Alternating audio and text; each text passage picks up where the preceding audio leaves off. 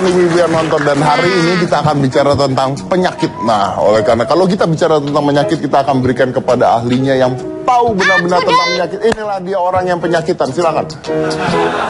Kan saya pakar penyakit, Pak Dokter. Iya, kalau pakar penyakit berarti Anda penyakitan. Penyakitan, iya. Kalau pakar kesehatan? Sehat.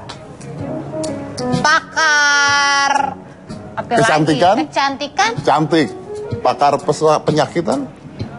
Penyakit. Berarti saya penyakitnya. Tapi enggak. Karena kita punya seorang bintang tamu yang katanya dia bisa mengetahui penyakit dan bahkan mengobati penyakit dari hati. Serius?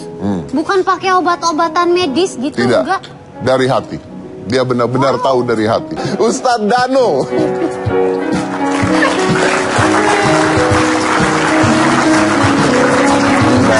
Ya, salam. Apa kabar Ustaz? Apa kabar? Silakan duduk, silakan duduk Ustaz. Silakan duduk. Nah, Ustadz Danu ini katanya sering mengobati orang dengan mengaitkan penyakit itu dibawa oleh seseorang karena ada hubungannya dengan perilaku buruk. Ditanya gitu. Nah, sebenarnya begini. Ini kan percaya tidak percaya, tapi saya di psikologi itu ada kalau Sigmund Freud pada saat itu jadi ada sebuah kasus dulu di mana ada seorang tuh nggak bisa jalan karena dia ke dokter tidak sembuh-sembuh. Terus dia ke seorang psikolog. Nah, dari psikolog itu dilihat secara medis semuanya baik. Akhirnya sama dia di hipnoterapi, dilihat ke masa lalunya. Ternyata dulu itu dia pernah pada saat kecil dia pernah ngejorokin adiknya masuk ke kali atau kemana sampai kakinya tuh patah adiknya. Dan 2 tahun yang lalu, 2 tahun belakangan adiknya meninggal karena kecelakaan mobil. Nah, setelah itu dia tiba-tiba tidak bisa jalan karena gangguan psikologis katanya. Setelah itu di ajang ngomong dan sebagainya, akhirnya ternyata dia bisa jalan lagi. Jadi itu maksudnya bagaimana otak mempengaruhi tubuh kalau secara psikologis gitu. Nah, kalau dari Ustadz sendiri seperti apa konsepnya, Ustadz? Ya mirip ya. Itu mirip sebenarnya. Jadi itu bukan karma tapi mirip. Karena kita hidup kan ada Tuhan, ada Allah istilahnya. Jadi untuk mencari kita itu menjadi seorang yang dicintai oleh Allah, berarti kita memang harus mencintai semua orang. Semua orang, semua makhluk lah.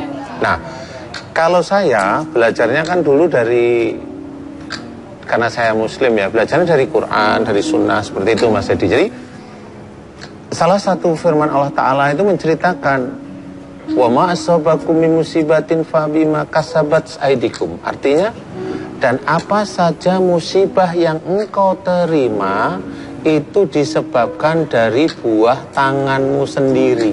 Nah, dari situlah saya mencoba ngolah. Mencoba saya olah. Banyak sebenarnya ayat. Kemudian saya olah, kemudian saya meneliti. Dari mulai sakit pusing, dari mulai sakit batuk, dari mulai sakit budek, mata berair, pedes, sampai ke kanker. Sampai ke kanker. Jantung, koroner, lemah jantung, sampai ke kanker. Nah, kalau contoh Mas, saya nggak ngerti nih. Kalau batuk misalnya, kan semua orang batuk kadang-kadang beda-beda. Ada orang kehujanan jadi batuk. Itu gimana itu, Ustaz? Batuk itu kecenderungan biasanya yang pertama, kalau bicara itu ngotot. Jadi ada penekanan di daerah sini itu bicara ngotot kesannya. Itu pertama. Yang kedua, selain ngotot ada kecenderungan emosi. Ada emosi yang mengikuti dalam bicaranya. Nah tuh Pak Ustadz tuh. Apa? Batuk. Om Deddy suka batuk kan? Maksudnya Anda ngatain saya? Enggak. Emang emosional ya kalau ngomong ngotot tuh Pak, beneran. Biarin saya batuk-batuk deh. Bukan galak tuh Pak. Tuh, galak kan Pak? Terus Pak. Jadi kalau batuk itu yang pertama ngotot, kalau bicara ngotot. Kemudian yang kedua ada emosi yang mengikuti ceritanya. Nah, kemudian yang ketiga ini yang sering ngomel. Orang ngomel itu nanti juga akan seringan batuk. Oh, makanya kalau orang habis marah, kamu. Iya, relatif hampir seperti itu. Jadi kalau batuk yang kena virus makanan salah itu gimana itu? Nah, sebenarnya begini Mas Dedi, persoalan virus itu kan ciptaannya Allah juga. Jadi Allah melihat tidak virusnya dimunculkan, tapi dari perilaku seseorang ini, kemudian sebenarnya Allah itu sayang kepada seorang tersebut, makanya dimunculkanlah sakit. Sehingga biar dia itu kembali, jangan kalau ngomong itu mbok ya jangan ngotot. Kalau ngomong jangan ada emosi, ngomong jangan begini. Sebenarnya Allah tuh maunya begitu. Cuma kan kita manusia kan nggak ada rem kadang-kadang. Nah, kenapa itu seperti itu? Ada dalam salah Jadi peringatan gitu maksudnya? Iya, peringatan. Ini penelitiannya seperti apa nih? Bagaimana melakukan penelitian bahwa kalau misalnya saya kemarin makan cabai diare?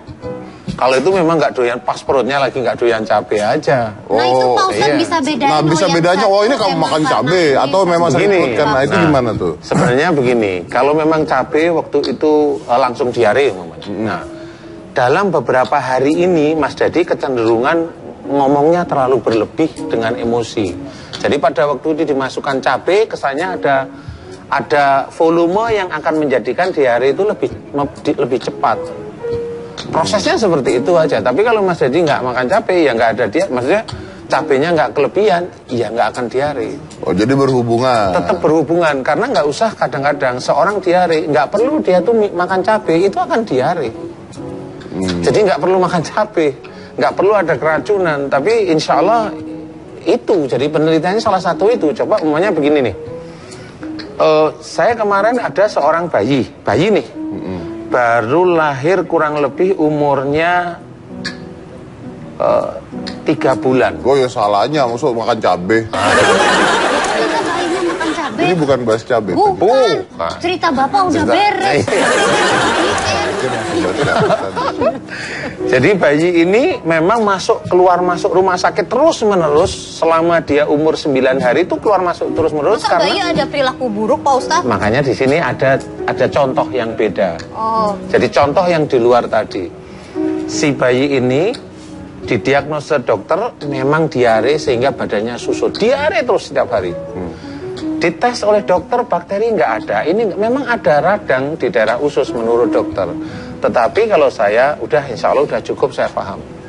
Saya tanya sama si orang tuanya, di mana di antara kalian berdua ini yang hobinya nih, kalau diberi masukan tidak dicerna dulu, tapi langsung ngomel. Siapa?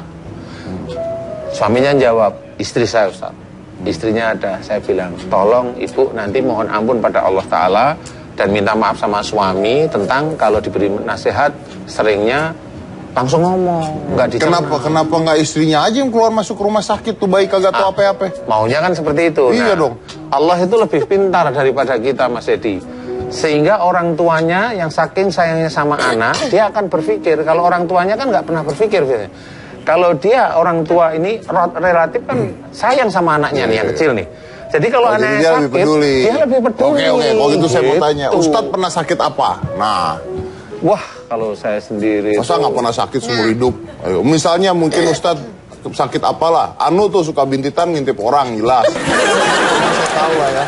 Ini pelajaran dari dulu loh, ini pelajaran dari dulu. Oh, bintitan lu ngintip orang pasti, itu kan pelajaran. Dari dulu kan? Kalau itu mending tanya orang paling dekat sama saya. Nah itu bisa jawab. Kalau saya jawab nggak pernah sakit kok lucu gitu loh. Dari kecil nggak pernah sakit? Kalau dari kecil memang ada saya. Flu ada dari kecil. Kalau dari kecil ya. Gara-gara apa tuh flu tuh? Nah memang setelah saya dewasa ngerti, kuliah ngerti, karena memang setelah kuliah itu kan saya mempelajari ini. Setelah ngerti ya saya hanya cuma cerita. Oh dulu saya begini, saya ceritanya sama orang tua. Oh ayah saya, ibu saya ngerti. Iya memang kita dulu begitu loh. Dari sanalah mulai saya mencoba untuk mengajak orang tua itu menjadi lebih baik. Lebih dekat pada Allah. Terus nggak pernah flu lagi? Nggak pernah. Nggak pernah minum obat Pak Ustadz jadi kalau sakit? Nggak pernah. Nggak pernah? Nggak pernah. Wow, jadi benar-benar merefleksi diri pernah apa-apa iya, gitu. Jadi sempat tubuh saya itu saya rusak dengan gaya di luar ilmu gizi dan ilmu kedokteran nih. Saya rusak nih. Contoh, makan itu hanya cuma sekedarnya kalau saya lapar, makan itu hanya nasi sedikit sama tahu atau tempe atau ini. Itu karena kenapa? Nggak punya duit atau? Salah satunya iya.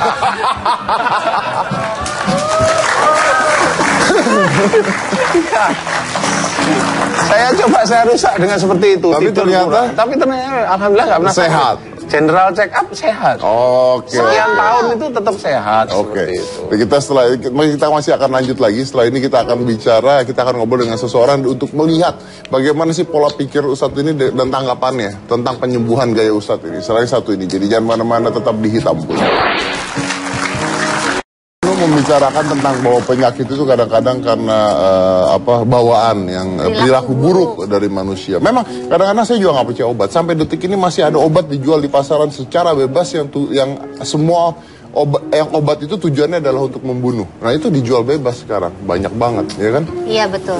Obat nyamuk contohnya. Kenapa dibilang obat? Obatnya harusnya apa? Pembunuh nyamuk aja gitu. Kenapa dibilang obat nyamuk? Kayaknya kesannya jahat kalau pembunuh nyamuk. Kenapa dibilang obat nyamuk? Emang nyamuknya disemprot sembuh? Enggak juga sih, ya mati sih. Ya salah. Kenapa hanya nyamuk? Coba itu yang kedua. Kenapa? Kenapa hanya nyamuk yang dikasih obat? Berarti nyamuk. Kalau ada tikus di rumah, Anda kasih racun tikus. Racun tikus, iya. Kenapa nyamuk harusnya dikasih obat? Oh iya ya. Oh. Berarti mungkin nyamuk itu pas apes ya. Dia harus berobat, mungkin mati keturunannya malah. banyak ada perilaku Iya. buruk. Dan jelas-jelas nyamuk itu salahnya gara-gara gigit orang kan. Silakan Gina, Anda kan mau konsultasi katanya. Udah dari nyamuk terus ke saya gitu ya. Iya. Ini lucu loh. Seorang dokter konsultasi tentang penyakit. Nah, itu. Ketahuan banget bahwa dokternya ini jelek ya. Ya kan, kalau dokter kan menyembuhkannya selama ini kan pakai obat-obatan. Iya. 1001 mungkin yang bisa kayak Ustadz Danu. Kalau suara cempreng, Ustadz? Bisa sembuh Pak Ustadz, suara saya. Beneran? Kalau sebenarnya kalau suara cempreng itu kan dilihat sejak kecil atau baru berapa tahun? Sejak kecil? Kalau sejak kecil nggak bisa. Oh itu dosa nenek moyang artinya. Kalau Oke, ini sebenarnya. Jadi yang dosa udah nenek moyang. Pak Ustadz sebenarnya mau bilang ya kalau itu udah nasib. Pak Ustadz tapi beneran, aku mau nanya nih. Iya. Aku tuh kan punya mah ya, jadi sering sakit. Sama yang paling sering tuh dari sini nih Pak Ustadz nih, dari pundak sini sakit sampai ke kepala. Jadi sering sakitnya cuma sebelah kiri terus. Itu kenapa ya Pak Ustadz? Kalau mah sama pundak sampai kepala itu beda tipe perilaku. Kalau emah itu tempatnya di daerah perut. Perut itu sama seperti yang lain, makanan masuk dipecah oleh lambung, asam lambung, kemudian diserap oleh usus besar, kan gitu ya. Nah, kalau persoalannya di perut ini, insya Allah hubungannya dengan pada waktu ada urusan di dalam keluarga, ada masalah-masalah di dalam keluarga. Nah, Mbak Gina ini cenderungnya bukan menerima dulu dengan baik, dengan tenang, baru dikeluarkan solusinya, tapi baru mamanya ada mama ngobrol gini atau lawan dia. Iya langsung di sini jengkelnya muncul. Oh, emang gitu orangnya? Iya.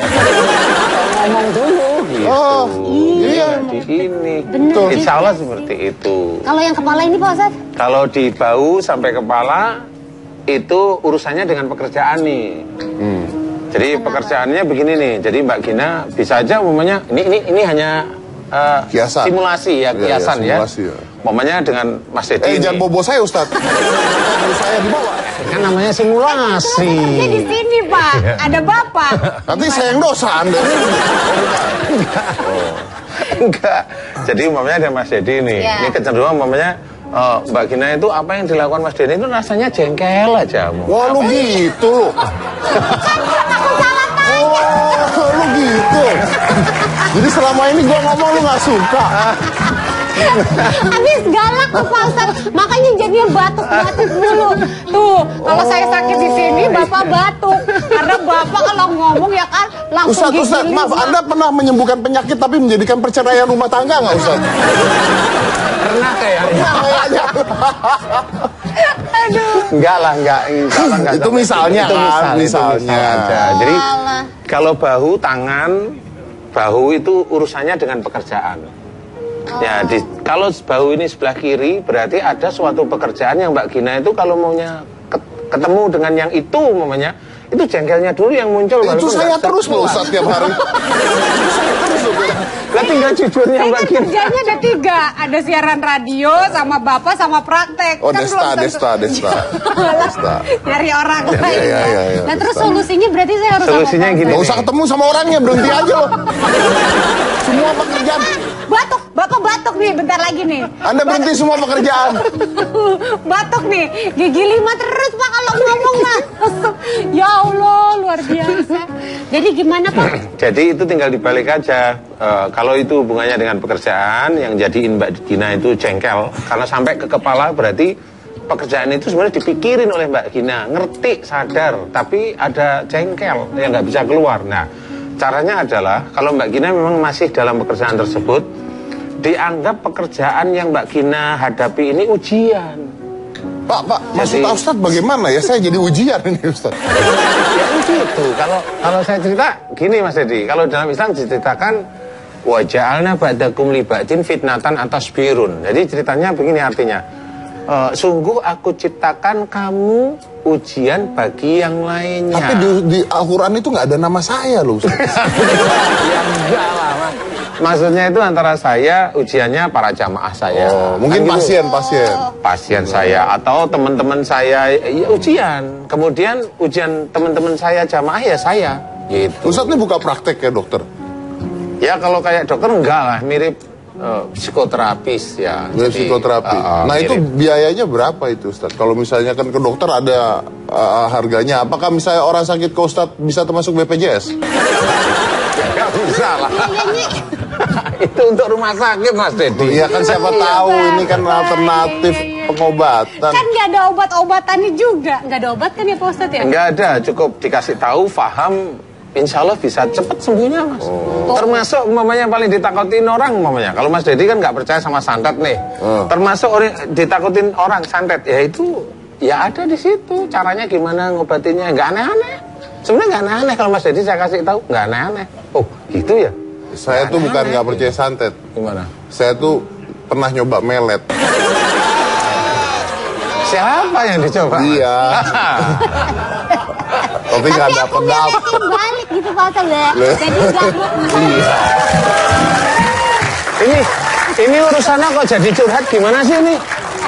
Kok jadi curhat hati? Pasiennya kan yang datang pasti curhat semua. Memang seperti begitu-begitu sih. Nah, Ustadz saya sudah ini umur sekian kok belum dapat jodoh ya begitu kadang-kadang.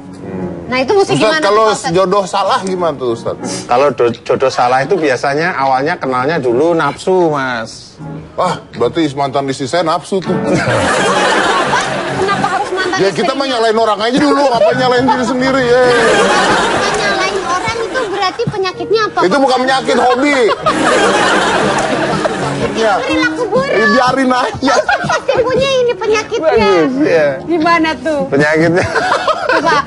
Saya harus minta izin dulu dong yang hobi Ini begitu. ya, Pak Ustadz ini juga bisa kira-kira memprediksi kalau perilaku kita seperti apa. Oh, nanti coba. kedepannya sakit apa. Misalnya saya Nah, suka ini. menyalahkan Suka orang nyalahin lain. orang. Kedepannya mungkin apa Pak? Kemarin Kalau menyerah. presenter TV saya salah-salahin. Presenternya no comment Pak.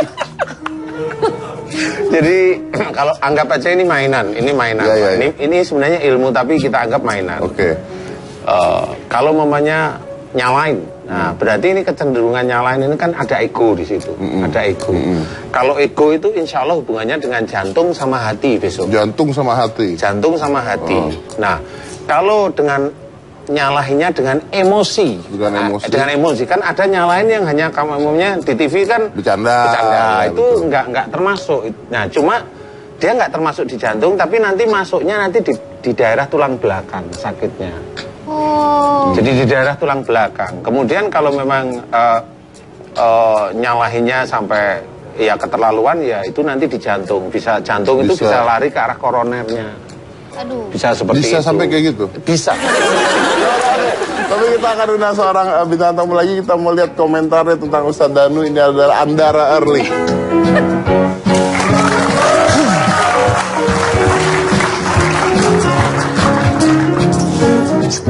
Andara. Apa kabar? Lu tinggi banget sih. Lu yang kependekan. Itu salah satu cara menyalahkan orang lain. Silakan Ibu Erli. Silakan. Kenapa? Rumahnya kecilan. Hah? Saya kebagian duduk ini. Sisiran dikit nah. Terima kasih ya. Setiap hari duduk. Iya bener sih. Apa saya jadi hobi berdiri juga ya? Silakan. Andara ini belum lama menggunakan hijab. Iya, belum lama. Doang. Saya nggak butuh yang enggaknya kok. Saya ngasih tahu penonton. Lah terus apa? Kenapa marah-marah? Maksudnya mau kemana arahnya? Itu informasi ke penonton. Andara ini belum lama menggunakan hijab. Saya nggak butuh ke dia iya enggak. Itu informasi saja. Dan dia itu baru saja melahirkan. Informasi doang. Informasi. Saya nanya bener nggak? Benar, kan? benar. Nah, itu penyakit apa itu? Yang mana nih yang ditanyain? Yang melahirkannya atau yang mana nih? Yang bisa bunting itu penyakit apa? Itu penyakit berani sama suami.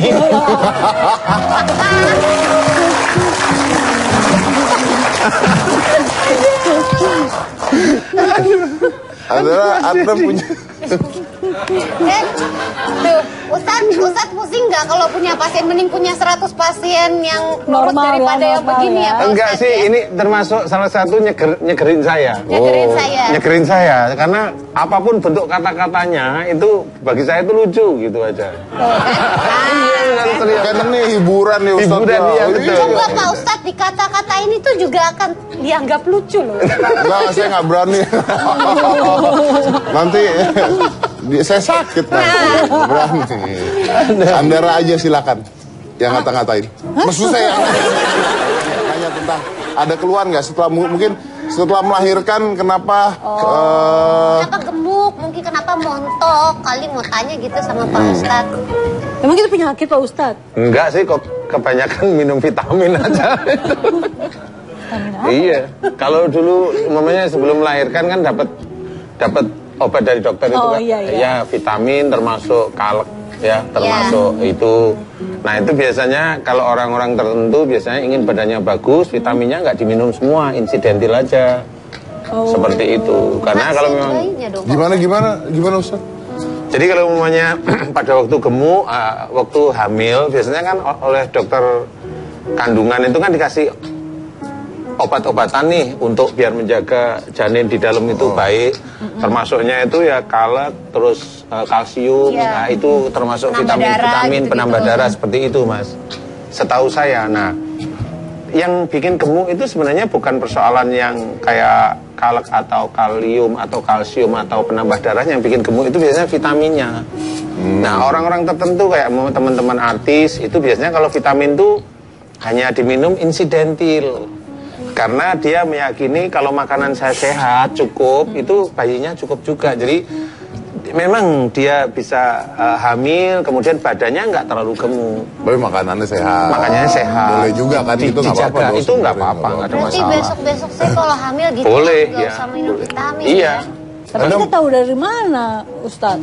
Apanya? Tahu dari mana? Namanya juga kan datang ke dokter ya, pasti yang dipercaya dokter lah. Itu kan tergantung ceritanya Mbak Andara dengan suami. Kalau saya minum vitamin banyak, nanti saya gemuk loh. Siap saya gemuk nggak, mamanya? Saya nggak siap gemuk, ya udah vitaminnya dikurangin aja. Kalau udah Gitu. terlanjur gemuk, Ya dikurusin.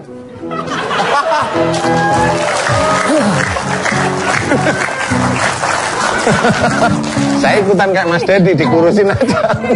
nggak usah kepala Iya, gitu ini ya. jawaban Iya, bener. udah ketularan nih. Bahaya Ini nih jawaban kelamaan di bener. sini nih. Yang Ini benar jawaban sih, Pak bener. Ustadz. Sama kayak orang ke dokter, saya diare, ya tahan.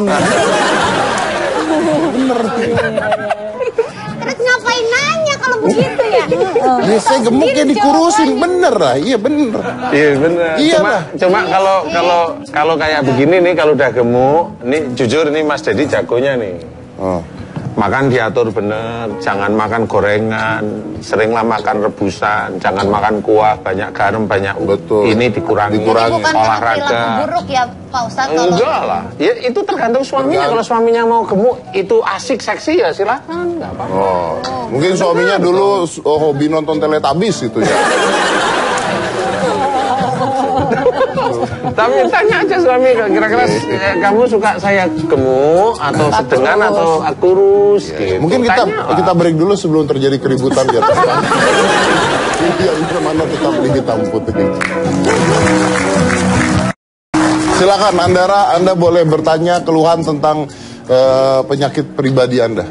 Kalau Mungkin keputihan atau kalau suka pusing-pusing gitu. kerjaan itu. Jadi kalau Anda tuh ada sebuah pekerjaan. Jadi saya Pak, kalian yang pusing itu ada banyak macamnya ya Dia kan? tahu banyaknya dari mana? Oh iya juga sih. Kan pusingnya di mana? Pusingnya Di sini kucing pala ber di Nah, kalau di kanan saya belum tahu, Ustadz aja. Kalau di kiri ya belum tahu juga. Di depan? Kenapa? Kalau di depan udah tahu. Depan nggak tahu. Jadi taunya apa dong? Yang satu aja sini sampai sini karena kerjaan. Bukan karena ngantuk ya? Bukan. Nah, ngantuk itu disebabkan karena Anda tuh suka marah-marah. Belum ada pembahasan itu belum.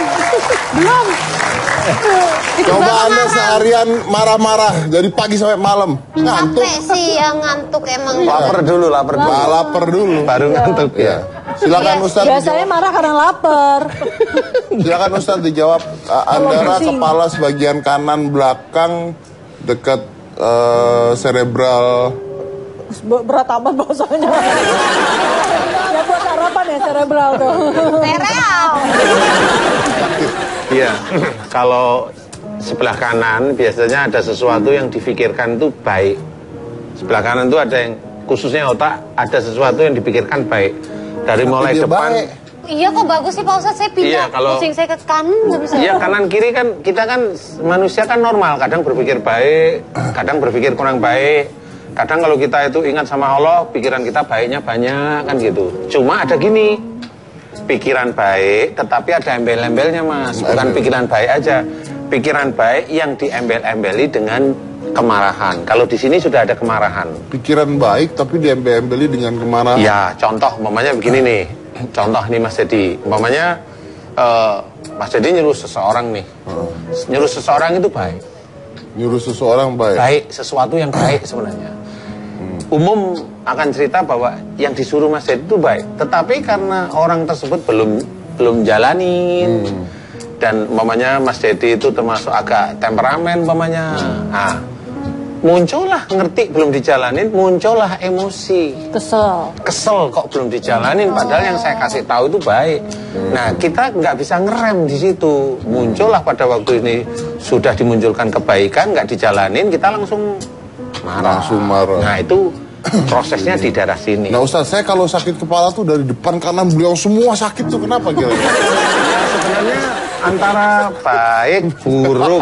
Nah ini, kemudian kalau yang di sini ada yang dipikirin, ada yang dilamunin tiap malam pamannya, atau sehari ada sesuatu yang dipikirin kemudian dilamunin.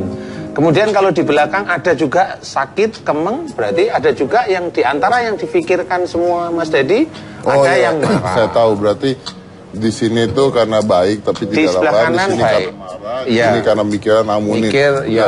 Saya tuh setiap hari mikirin Gina. Kalau malam saya ngelamunin dia terus. Bahaya nih. Belum selesai. Iya. Setiap hari mikirin Gina. Tiap malam kalau mau tidur saya ngelamunin kamu. Iya. Di sini saya selalu ngomong sama dia, udah sama saya aja. Iya. Tapi dianya belum mau kan. Nah, Keluarlah penyakit sakit sini mau saya sebelah racun. Pas komplit. Ya. Sakit semua. Pacarnya nonton nggak? Tuh kan, temen pacar saya wabah. Pacarnya mau saya racun. Nah, gimana saya nggak sakit dari sini Oh, sampai ke iya. sini? Sampai kena marahmu sama pacar Iya, saya. iya. Jangan bilang-bilang lah ntar diracunnya. Nah ini masuk TV. Ini masuk Masuk TV.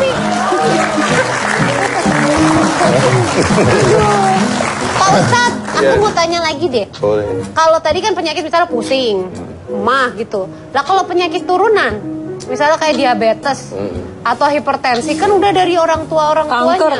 Iya. Kanker yang kanker ya, bukan yang Iya. kantong kering. Sebelum ada diabetes atau sebelum ada kanker, saya mau tanya nih, dulu orang tuanya yang kena diabetes ini kena diabetes nggak? Tanyanya begitu saya. Biasanya sih iya kan keturunan. Pak Keturunan. Ustadz. Biasanya itu kan kata dokter nih. Kalau Iya. saya enggak. Saya umpamanya melihat seseorang nih, anaknya dikumpulin orang tuanya ini. Nah, saya bisa nunjuk nih yang diabetes pasti ini gitu. Wow. Karena dari sifat itu mirip. Jadi saya tidak melihat ada genetiknya, tapi saya melihat sifatnya mirip. Atau karena dia paling gemuk juga, enggak? Gemuk tidak menandakan dia diabetes. Gemuk itu menandakan dia banyak vitamin yang masuk, nggak tercerna baik aja. Kita balik lagi ke iya, kan kita harus jujur kan gitu ya. Mama saya ada diabetes, saya bisa turun dong Pak Ustadz. Nah, diabetes itu persoalannya di sini sifatnya nih. Nanti Mbak Nikta bisa melihat. Diabetes itu insya Allah diawali dari pertama merasa solusi nasihatnya benar. Itu pertama itu. Sifat orangnya. Sifatnya orangnya itu gitu. Jadi kalau udah memberikan nasihat, merasa aja dia benar. Kenapa sih nggak kamu iniin? Nah, itu merasa benar. Ibu saya begitu tuh Pak Ustadz, ya betul. Ini Lu kayaknya ada benernya dari tadi. itu gitu. Yang pertama Dibikinin makanan loh. Jajan. Terus Pak Ustadz. itu yang pertama, solusi nasihat itu merasanya benar. Itu insya Allah pasti diabetes. Yang kedua, nah ini yang kedua. Kalau nyuruh harus dikerjakan. Kalau tidak dikerjakan, jengkel atau marah. Ini dua ini unsur diabetes di situ. Jadi orang diabetes pasti punya dua sifat ini. Jadi kalau seseorang ayah ibu diabetes, tapi ada seorang anak saya lihat nih, ini anaknya baik nih. Saya tanya, ini pasti nggak kena diabetes? Iya, pasti bilang iya. Karena dia tidak punya sifat yang mirip yang terkena diabetes.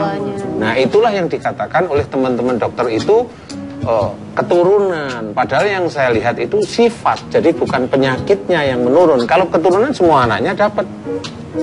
Tapi saya bisa menebak ini yang kena diabetes atau dua ini yang kena diabetes. Mungkin penonton-penonton yang penyakitan boleh bertanya kalau ada pertanyaan tentang penyakit apa saja gitu. Nah, silakan Ibu, saya bisa lihat ini Anda kayaknya Stres. Banyak pikiran. Lagi nangis loh. silakan Ibu. Assalamualaikum Ustadz. Waalaikumsalam warahmatullahi Nama wabarakatuh. saya Ibu Sukatmi. Sukatmi. Sukatmi. Ya. Sudah setahun ini saya punya sakit lutut saya bengkak Ustadz. Lututnya bengkak. Ya, jadi Terus? kalau buat ini nggak bisa itu. Buat sholat juga agak susah gitu. Oh iya. Iya Ustadz. Gimana solusinya? Oh iya. Ibu Sukatmi, saya mau tanya nih. Ya, Ustadz. Kalau lutut itu berhubungan dengan keluarga. Berhubungan dengan keluarga ini adalah Ibu Sukatmi mengatur di dalam rumah tangga, baik dengan anak maupun dengan suami atau dengan saudara. Kalau ada saudara di rumah maksud saya. Nah, dalam mengatur rumah tangga di sini kelihatan penyakitnya bengkak. Nah, insya Allah yang mau saya berikan kepada Ibu Sukatmi, yang kanan apa yang kiri nih? Yang kanan. Oh, yang kanan. Ini mirip tadi saya sama Mas Dedi tadi. Ya kalau itu yang kanan berarti Ibu Sukatmi menyuruh entah itu putranya, entah itu suami menyuruh. Suami udah meninggal Ustaz. Bengkaknya kapan? Udah setahun. Suami meninggalnya kapan? Udah 7 tahun Ustaz. Oh 7 tahun, oke. Ini menyuruh kepada salah satu putranya. Ini salah satu bisa atau salah dua bisa. Tapi putra ibu, ini ibu nyuruhnya baik nih. Ya baik nih. Ya Ustaz. Umpamanya nyuruh sholat, umpamanya. Atau nyuruh nafkahi istrimu, umpama nyuruhnya baik nih. Nah, tetapi salah satu putra yang ibu beri, yang ibu suruh tersebut belum berubah sehingga menjadikan ibu dongkol. Padahal ibu nyuruhnya itu terus, hampir setiap saat tuh nyuruh. Pikiran. Iya, nah pertanyaan saya, apakah betul Ibu Sukatmi memang sering menyuruh salah satu putranya atau putranya sudah berkeluarga yang kalau disuruh memang sampai saat ini belum menjalankan, tapi Ibu Sukatmi ada dongkol di sini yang nggak bisa diucap, tidak bisa diomongkan kepada putra tersebut. Betul nggak? Saya nggak tahu ini. Ya misalkan anak saya yang kecil udah berumah tangga, ya nyuruh saya supaya akur-akur aja, jangan sering berantem, biar istilahnya sukses rumah tangganya. Kalau yang anak yang kecil ini, kayaknya yang kecil ini emang sering berantem nggak dengan suami istri ini? Dulu juga waktu baru-baru, tapi sekarang udah enggak, udah alhamdulillah udah baik. Sudah baik beneran? Ya. Sudah bagus. Tapi itu yang menjadikan ibu jengkel walaupun ibu nggak bisa cerita. Dulu iya. Dulu ya? Iya, susah. Oh ya Sekarang sudah. enggak. Sekarang sudah enggak? Udah Tapi bengkaknya masih. Oh, tapi iya. nggak terlalu, nggak kayak dulu gitu. Oke, Ibu, ini jelas sekali. Berarti memang tadi saya ceritakan, memang menyuruh suatu kebaikan, Mas Dedi. Kalau ini kanan, nyuruhnya baik. Cuma putranya tadi ada yang belum match dengan suami istri, belum match. Nah, beliau itu terenyuh. Orang tua kok lihat ini anaknya berantem terus, terenyuh. Akhirnya kan ngomong sama anaknya. Tapi karena persoalannya kan bukan anak disuruh rukun, tapi persoalannya ini kan belum selesai. Belum memaafkan. Bukan belum memaafkan. Jadi persoalan antara ibu nyuruh anak sana persoalan anak ini kan belum nggak klop gitu loh. Ibu ngertinya berantem tapi anak sendiri punya masalah suami istri. Nah, ini karena belum selesai, ibu juga jengkel tapi nggak bisa ngomong kok ya berantem terus. Nah, itulah yang menjadikan ini menjadi bengkak. Insya Allah seperti itu. Nah, kalau ibu mau sembuh cepat. Ibu mau, Bu Sukatmi? Mau sembuh cepat? Pak Ustadz mau. Mulai nanti, apalagi di bulan Ramadan, doa pada Allah Ta'ala. Ya, setiap kali sholat wajib, ataupun habis sholat, doa. Istighfar 3 kali, astagfirullahaladzim. Terus doa, ya Allah, jika lutut saya bengkak, disebabkan karena saya sering jengkel, atau marah yang saya simpan kepada anak saya jika dahulu melihat anak saya berantem. Kuncinya di situ. Ya. Jika itu salah di hadapanmu ya Allah, saya mohon ampun kepadamu. Doanya itu, ulangi lagi terus. Diulangi terus, mudah-mudahan dalam waktu kurang dari 1 minggu, mudah-mudahan 3 hari ini mulai kempes. Amin. Insya Allah. Paham ya? Baik, terima kasih. Saya benar tuh Ustadz tuh tadi tuh. Waalaikumsalam warahmatullahi. Masalah keluarga itu, masalah keluarga biasa kalau lutut tuh masalah keluarga. Makanya saya waktu cerai lutut kanan saya juga agak kopong. Itu beda. Ini beda ini. Iya. Pak Ustadz aja udah bisa jawab itu beda. Itu beda kan bukan sakit. Tapi kan masalah keluarga juga Ustadz. Iyalah. Kayaknya kangen ya. Kalau itu lebih ke BTT sih, butuh tadi tayang. Itu kan penyakit juga. Ya kan? Oke, kita lanjut lagi satu ini jangan mana-mana, tetap di Hitam Putih. Kita masuk ke segmen terakhir sekarang dan saya mau tanyanya sama Andara dulu. Andara percaya tidak dengan kata-kata Ustadz itu semua? Secara logika sih masuk semuanya gitu. Maksudnya ya balik lagi apa ya? Kenapa kok dikit-dikit berhubungannya sama keluarga yang sesuatu yang sangat kecil gitu skopnya gitu, yang maksudnya paling dekat dengan kita. Jadi ya bukan nggak mungkin, logis-logis aja gitu.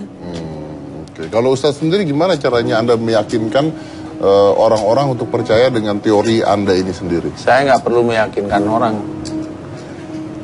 Karena kalau udah hubungannya sakit nanti yang merasakan sembuh dan tidaknya kan dia. Jadi saya biasa aja.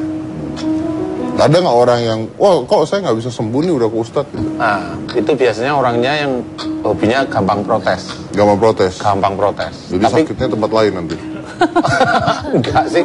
Jadi sakitnya sendiri juga kadang belum sembuh, Mas. Jadi kalau seorang itu mamanya dinasehatin, mamanya kalau orang Islam dinasehatin dengan kata-kata yang baik itu nurut. Nah ini insya Allah malah sakitnya gampang sekali sembuh yang seperti itu. Tapi kalau mamanya frontal, orangnya ini punya sakitnya apa? Jantung, itu susah sekali sembuh gitu. Sudah susah sekali. Nah, tapi kalau mamanya dia jantung, tapi dilihat, oh ini matanya tipenya begini, kemudian hati saya lihat pada waktu dia ngomong, kata-kata yang dia pilih begini, dia lembut sebenarnya, dia cuma emosi karena sesuatu, insya Allah bisa sembuh. Oke, gitu, menganalisanya. Ini saya lempar lagi ke penonton, ada penonton yang mau bertanya lagi, ada satu, nah ada ibu-ibu yang pakai hijab kuning itu, silakan Bu, langsung namanya siapa? Assalamualaikum Pak Ustadz. Waalaikumsalam. Alhamdulillah saya bisa nanya langsung, selama ini saya pengen nanya di tayangan, selalu nggak bisa Pak Ustadz. Ini yang saya mau tanyakan, saya punya penyakit polip. Itu karena apa? Gimana caranya untuk agar penyakit itu bisa hilang, Pak Ustadz? Polip ya? Polip di rahim ya Pak Ustadz? Oh, polip rahim? Iya, selama ini kan saya dengar hanya di hidung ya. Ini sekarang banyak di rahim. Iya. Gitu aja Pak Ustadz. Ya? Ibu siapa? Saya Ibu Nunung. Ibu Nunung. Iya. Oke. Ibu Nunung, Iya. mic-nya mohon masih di bawah ya. Kalau polip itu ada di rahim, itu insya Allah berhubungan dengan cara bicaranya Ibu Nunung. Cara bicara nih. Jadi maksudnya kan bisa aja kandungannya turun, bisa. Nah, yang saya mau ceritakan adalah Ibu Nunung itu sebenarnya, mohon maaf ya Bu ya, sebenarnya doyan cerita. Ngobrol itu santai. Ngobrol itu bisa santai, cerita. Kadang malah lebih, ya agak lebih bawel dikit lah, umpama loh ya. Tapi Suka ngebanyot. iya maksudnya. Canda. Iya, kalau ngomong itu lebih melebihi. Nah, berarti insya Allah cara bicara Ibu Nunung jangan menggebu, biasa saja. Jadi jangan ada tekanan. Jadi kalau mempunyai Ibu Nunung ngobrol nih. Kalau udah ngobrol itu maunya Itu bukan orang gila itu ya kalau ngomong wah. bukan, nah kan ngaku. Emosi gitu. Ya kadang memang kalau lagi emosi suka gitu. Nah, itu maksud saya. Ngeluarin gitu. Nah, makanya di situ sama Allah pintar, karena Ibu Nunung termasuk yang disayang, dikeluarkanlah ini. Biar bicaranya dikurangi maksudnya. Paham ya, Bu ya? Ibu Nunung mulai hari ini dicoba berdoa pada Allah Ta'ala, ya Allah, jika saya terkena polip rahim, ya, jika itu disebabkan karena gaya bicara saya, ngomong saya yang terlalu menggebu, jika itu salah di hadapan-Mu ya Allah, saya mohon ampun. Doa itu terus menerus, kemudian sehari-hari Ibu Nunung berubah. Kalau bicara santai, kalau mau ini ingat, aku ingat Ustaz Danu aja. Jadi enggak istighfar dulu, jadi ngomongnya biasa. Insya Allah itu nanti kembali lagi normal, kembali sendiri. Insya Allah seperti itu. Amin. Sudah paham ya? Amin. Makasih Pak Ustaz. Iya, sama-sama. Luar biasa loh. Tapi Pak Ustadz udah banyak pasiennya yang sembuh dengan terapi yang Pak Ustadz kasih itu Pak? Ya, alhamdulillah banyak ya. Alhamdulillah banyak. Yang penting nurut gitu aja kalau saya. Benar-benar Pak Ustadz cuman hanya dengan omongan aja gitu iya, Pak? iya. Cukup tobat gini Iya, dikasih cukup air tobat. atau apa? Enggak, air untuk apa? Kalau haus ya minum air. Wow. Iya, enggak cukup dikasih omongan, mau aja insya Allah bisa sembuh. Sembuh itu bisa relatif, bisa hari ini atau pas berhadapan dengan saya, atau besok, atau seminggu lagi, itu kriterianya Otomatis seperti gitu, itu. Pak. Iya. Kalau untuk menghindari penyakit, belum tahu kan kalau ada penyakitnya, untuk menghindari, kira-kira datang ke Pak Ustadz bisa nggak? Iya bisa. Maksudnya Ya kalau untuk- saya berperilaku baik itu insya Allah menghindari penyakit. Begini aja, penyakit keluar dari mata umpamanya. Belajarlah kalau melihat sesuatu nggak cocok jangan emosi. Itu nanti masalahnya di mata kita. Kalau di otak, di kepala mau ada tumor, ada kanker, ada sesuatu yang dokter bilang ini nggak ada penyakitnya, berpikirlah yang positif.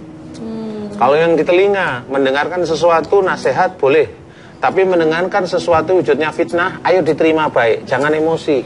Gitu.